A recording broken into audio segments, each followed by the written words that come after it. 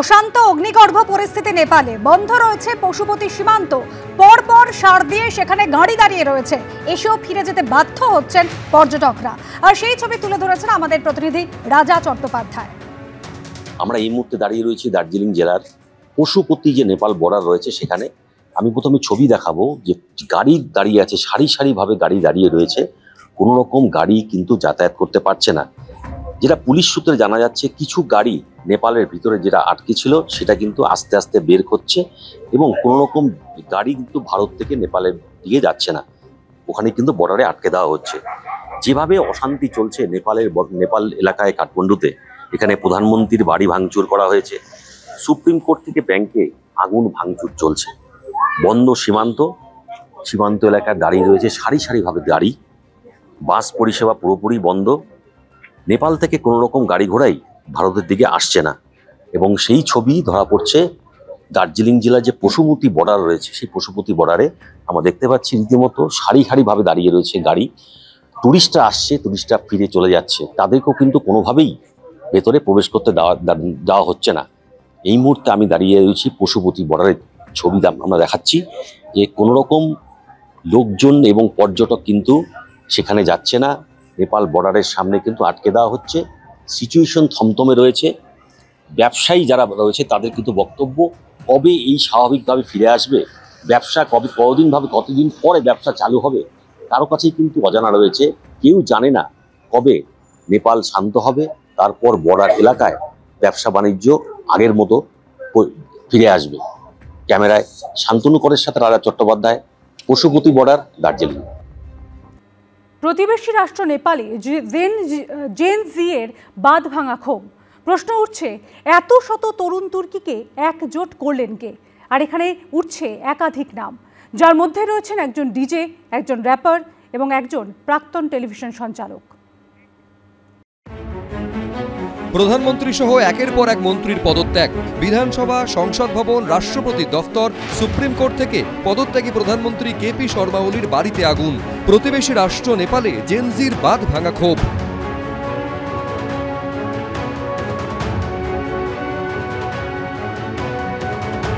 প্রকৃতির রুদ্ররূপ বহুবার ভেঙে চুড়ে দিয়েছে হিমালয়ের কোলে থাকা এই ছোট্ট দেশকে, কিন্তু যুব সমাজের এই রুদ্ররূপ কখনো দেখেনি। এখানেই প্রশ্ন উঠছে, এত শত তরুণ তুর্কিকে একজোট করলেন কে? এখানেই উঠে আসছে একাধিক নাম। কাঠমান্ডুর বর্তমান মেয়র, সিভিল ইঞ্জিনিয়ার এবং র্যাপার বছর 35-এর বালেন শাহ, নেপালের প্রাক্তন স্বরাষ্ট্রমন্ত্রী 51 বছরের রবি লামিছানে, যাকে মঙ্গলবার দুপুরে জেল ভেঙে ছাড়িয়ে আনে আন্দোলনকারীরা, এবং হামি নেপালের প্রতিষ্ঠাতা ও ডিজে বছর 36-এর সুদান গুরুং। 4 সেপ্টেম্বর অর্থাৎ গত বৃহস্পতিবার 26টি সোশ্যাল মিডিয়া প্ল্যাটফর্ম বন্ধ করে দেয় সে দেশের কেপি ওলির সরকার। এরপরই সোশ্যাল মিডিয়ায় নিজের একটি র্যাপ পোস্ট করেন বালেন শাহ, যার ক্যাপশনে তিনি লেখেন, সরকার আমাদের বলতে দিন। সোমবার যখন জেনজির ক্ষোভে উত্তাল নেপাল, তিনি সোশ্যাল মিডিয়ায় প্রধানমন্ত্রী কেপি ওলির উদ্দেশ্যে লেখেন, আপনি একজন সন্ত্রাসবাদী। বছর 35-এর বালেন 2022 সালে কাঠমান্ডুর মেয়র নির্বাচনে নির্দল প্রার্থী হিসেবে 61,000 ভোটে জয়ী হন। সেই বালেন শাহকেই এখন দেশের অন্তর্বর্তী প্রধান হিসেবে চাইছে যুব সমাজ। এমনই খবর সে দেশের সংবাদ মাধ্যম সূত্রে। বালেন শাহর সঙ্গে নাম উঠে আসছে নেপালের প্রাক্তন স্বরাষ্ট্রমন্ত্রী 51 বছরের রবি লামিছানের, যাকে মঙ্গলবার দুপুরে জেল ভেঙে ছাড়িয়ে আনে আন্দোলনকারীরা। একসময় টিভির সঞ্চালক হিসেবে সুনাম অর্জন করেছিলেন এই রবি লামিছানে। 2022 সালে রাষ্ট্রীয় স্বতন্ত্র পার্টি বা আরএসপি প্রতিষ্ঠা করেন। বারবার হতাশাগ্রস্ত তরুণদের হয়ে সওয়াল করে রবি লামিছানে হয়ে উঠেছিলেন কার্যত পরিবর্তনের প্রতীক। পাশাপাশি শোনা যাচ্ছে আরেকজনের নাম, হামি নেপালের প্রতিষ্ঠাতা ও ডিজে সুদান গুরুংয়ের। ডিস্কো জকি বা ডিজে হিসেবে একসময় জনপ্রিয়তা অর্জন করেছিলেন সুদান, কিন্তু জীবনের মোড় ঘুরিয়ে দেয় ভূমিকম্পে সন্তানকে হারানোর যন্ত্রণা। 2015 সাল থেকে হামি নেপাল নামে একটি স্বেচ্ছাসেবী সংগঠন শুরু করেন। ঠিক করেন নেপালের তরুণ প্রজন্মের ছেলে মেয়েদের মধ্যে শিক্ষার প্রসারে কাজ করবেন। নেপালের বিপি কৈরালা ইনস্টিটিউটে দুর্নীতির প্রতিবাদ করে ঘোপা ক্যাম্প আন্দোলনেও সামিল হন সুদান। Congratulations guys, सबैजनालाई नेपाल सरकार ढलिसकेको छ। The youth has won the protest, won over the country, the future is ours. Finally we made it happen. যদিও সূত্রের খবর, রবি লামিছানে, বালেন শাহ, সেনাবাহিনীর প্রধান এবং আন্দোলনকারীদের নেতাদের মধ্যে আলোচনার ভিত্তিতে বর্তমান অস্থির পরিস্থিতিতে অন্তর্বর্তী প্রধানমন্ত্রী করা হতে পারে নেপালের সুপ্রিম কোর্টের অবসরপ্রাপ্ত প্রধান বিচারপতি সুশীলা কার্কিকে। নেপালের প্রথম মহিলা প্রধান বিচারপতি ছিলেন তিনি। যে সরকার ইন্টারনেট ফ্রিডম কার্টেল করবে না সেই সরকারকেই এই নতুন প্রজন্ম চাইবে। মানে জেনজির কাছে এটা খুবই ইম্পর্টেন্ট যে that you are able to voice your protest on social media. আর ওদের অনেক দিনের মানে এই চাপা গ্রিভেন্সটা ছিল যে অ্যাবাউট করাপশন, যেটা নেপো কিডস হ্যাশট্যাগ ট্রেন্ডিং হচ্ছে।